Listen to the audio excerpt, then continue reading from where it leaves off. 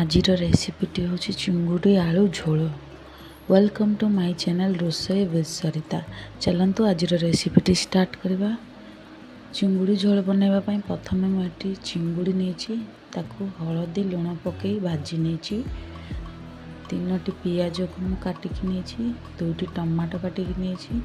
ଏଠି ମସଲାରେ ଗୋଲମରିଚ, ଡାଲଚିନି, ଲବଙ୍ଗ, ଅନାସୀ ଫୁଲ, ଜିରା, ଅଳେଇଚ ନେଇଛି। ପିଆଜକୁ ଟମାଟୋକୁ ମୁଁ ପେଷ୍ଟ କରିକି ନେଇଛି। 2ଟି ଆଳୁକୁ ମୁଁ ସିଝେଇକି କାଟିକି ନେଇଛି। ଚିଙ୍ଗୁଡ଼ି ଝୋଳ ବନେଇବା ପାଇଁ ପ୍ରଥମେ କଢ଼େଇରେ ଆମେ ସୋରିଷ ତେଲକୁ ଦେବା। ଆପଣ ଚାହିଁଲେ ରିଫାଇନ୍ ଅଏଲ୍ ବି ଦେଇପାରିବେ। ସେଥିରେ କଲର୍ ଆସିବା ପାଇଁ ଅଳ୍ପ ଟିକେ ଚିନି, ଗରମ ମସଲା ଗୁଡ଼ା ପକାଇଦେବା। 1 ଅନାସୀ ଫୁଲ, ଲବଙ୍ଗ, ଗୋଲମରିଚ 2ଟି, ତେଜପତ୍ର 1। ଫୁଟି ଆସିଲେ ସେଥିରେ ଆମେ କାଟି ରଖିଥିବା ପିଆଜକୁ ପକାଇଦେବା। ପିଆଜ ଅଳ୍ପ କଷି ହେଇ ଆସିଲେ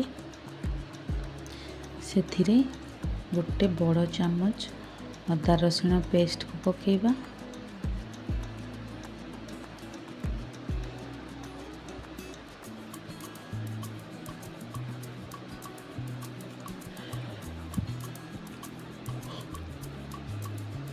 ପୁଣି ଥରେ କଷିବା।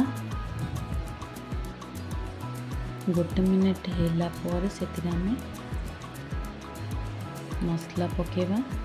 1 ଚାମଚ ହଳଦୀ ଗୁଣ୍ଡ, 1 ଚାମଚ ଲଙ୍କା ଗୁଣ୍ଡ, ଧନିଆ ଗୁଣ୍ଡ 1 ଚାମଚ।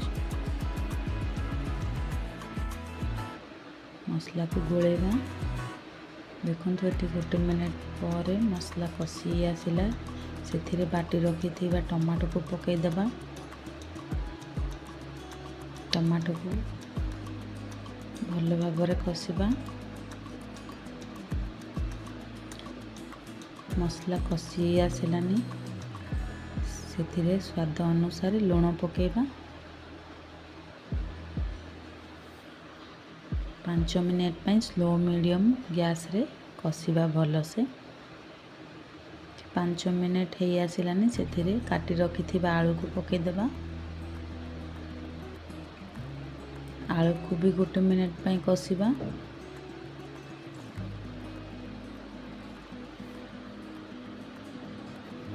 ଏଥର ଭାଜି ରଖିଥିବା ଚିଙ୍ଗୁଡ଼ିକୁ ସେଥିରେ ପକାଇଦେବା।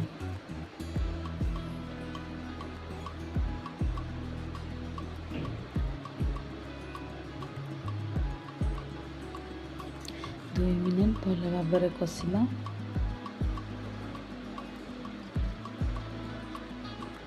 ଗୋଟେ ଗ୍ଲାସ୍ ପାଣି ଦେବା। ମୁଁ ଏଠି 2 ଗ୍ଲାସ୍ ପାଣି ଦେଇଛି, ଆପଣ ଚାହିଁଲେ ଆପଣଙ୍କ ହିସାବରେ ପାଣି ଦେଇପାରିବେ।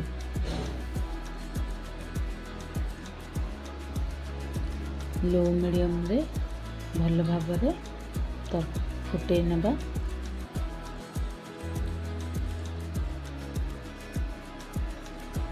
ଫୁଟି ଆସିଲାଣି, ସେଥିରେ 1/2 ଚାମଚ ଗରମ ମସଲା ପକାଇବା।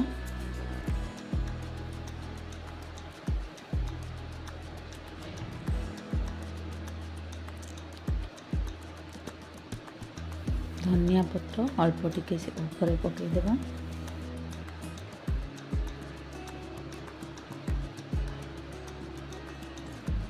ହେଇ ଆସିଲା ଚିଙ୍ଗୁଡ଼ି ଆଳୁ ଝୋଳ। କେମିତି ଲାଗିଲା ନିହାତି କହିବେ। ଭଲ ଲାଗିଲେ ଲାଇକ୍, ସେୟାର, ସବସ୍କ୍ରାଇବ୍ ନିହାତି କରିବେ।